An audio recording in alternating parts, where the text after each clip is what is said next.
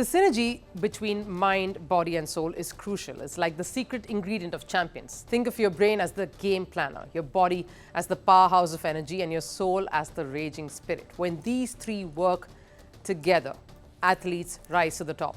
Athletes like the world beater, that is Novak Djokovic, who is currently hunting for the elusive 25th Grand Slam.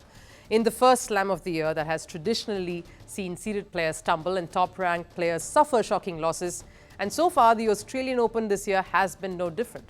But Djokovic is still holding his ground, despite some very stiff competition. Though he got past Thomas Echeverry rather comfortably, the first two battles were brutal. Yesterday, his mind, body and soul were pushed to the brink, both by his Aussie opponent Alexei Popyrin and, of course, the crowd. We'll get to that in just a bit. Novak Djokovic now has 31 straight wins at the Australian Open and turned around to the crowd to celebrate his victory in classic Novak style. Noel has been coming off an injury. It's in his wrist, which he sustained at the United Club earlier this month. Even after his first round against Dino Prismic, he said he was feeling under the weather, and during his second round match against Australia's Popyrin, he called medical timeout twice during the first set. Djokovic himself admits he was not quite impressed with his current form during the second round. He won just 49 of the 117 points he played. Quite unlike him, especially in earlier rounds of any tournament. But these are minor hurdles for a 24-time Grand Slam champion. This is, after all, his most successful slam. He has dominated Melbourne Park and has won the title 10 times now. So what is it that Djokovic does to stay cool and come back stronger and meaner every single time? There has got to be more to this than just the ice baths. Ice baths that athletes use every match thereafter to recover. Well, it's apparently a tree. Yes, you heard me right, but hear me out here. It is a very special tree. At least Djokovic holds the tree very close to his heart. Listen to this. He says there's one particular tree that I've been having a special relationship with. So to say, in the last 15 years, I think it's an incredible treasure for Melbourne to have such a park and nature in the middle of the city. I cannot reveal that particular tree. I'll try to keep it discreet for myself when I'm there to have my own time. I like to ground myself and connect with that old friend. Seems like Novak's victory mojo, the secret to his strength and endurance, is this very sacred tree.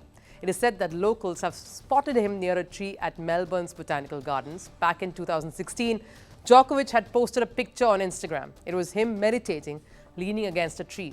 This is like a secret love affair. Multiple pictures of him have now surfaced on social media after his recent stunning revelation. People are now trying to decode which of those is that secret lover tree of Novak. Clearly, Novak is receiving all the love in Melbourne from quarters we least expected. He's receiving more affection from a tree rather than the spectators themselves. Now, let's be honest, Novak is a very polarizing character. Compared to his peers, many fans love him and many yet equally hate him. That's just the way he is. He has had mixed experiences, good, bad, traumatic, joyful. In 2022, he was deported from Australia for refusing a COVID vaccine and hence did not take part in the slam. That created quite a storm. Clearly, there is history between him and the people here in Australia, the tennis fans here. In his second round match, in fact, a fan bothered him during his game, but Djokovic is not one to take it in his stride and just ignore. He walked to the back of the court and yelled back at the heckler. He said, and I quote, thereafter, a lot of things were being told to me on the court, particularly from that corner. I was tolerating it for most of the match. At one point, I had enough, and I asked him whether he wants to come down and tell it to my face. He didn't have the courage to come down. That's what I'm asking him. If you have courage, come down and tell it to my face, and let's have a discussion about it. That was a rare moment of frustration, but that is how he has always been. When fans booed him, he encouraged them to do it more. It somehow makes him more focused to win. In fact, that is one of the reasons that makes him a champion.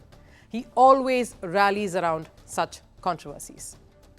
That's the kind of a mindset that I nurtured over the years. You know, it might seem unrealistic or impossible to some. It might seem arrogant to some others. I don't know. It's just that I've always believed in myself very strongly, and I know that I'm a very all-round player, and when I'm fit, when I'm at the peak of my performance, I can win any slam or any tournament. So I know that, and I'm not afraid to say that. And you know, it's not a secret that I want to break more records and make more history of the game, and that's something that it motivates, keeps on motivating me.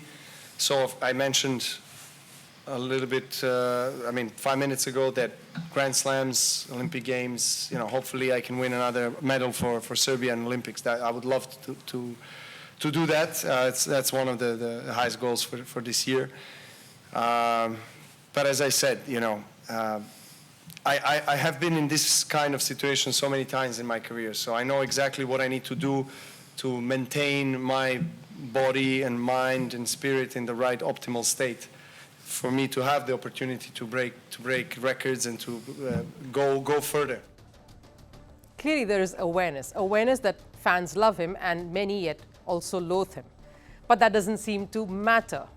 And that's how he behaves, be it tearing off his shirt after the 2012 Australian Open win or bouncing the ball at least 20 times before serving. He continues to march to the beat of his own racket, his own self-worth and pride. And now we know it's also to the love from a very special tree. And so love him or hate him, what he has done is put a small country rather far away from sporting achievements up on the global stage as an integral part of a tennis narrative. And with him marching towards a record that no human has managed to overhaul, Grand Slam number 25. The realm he's going to enter, of course, looks like elite superstardom.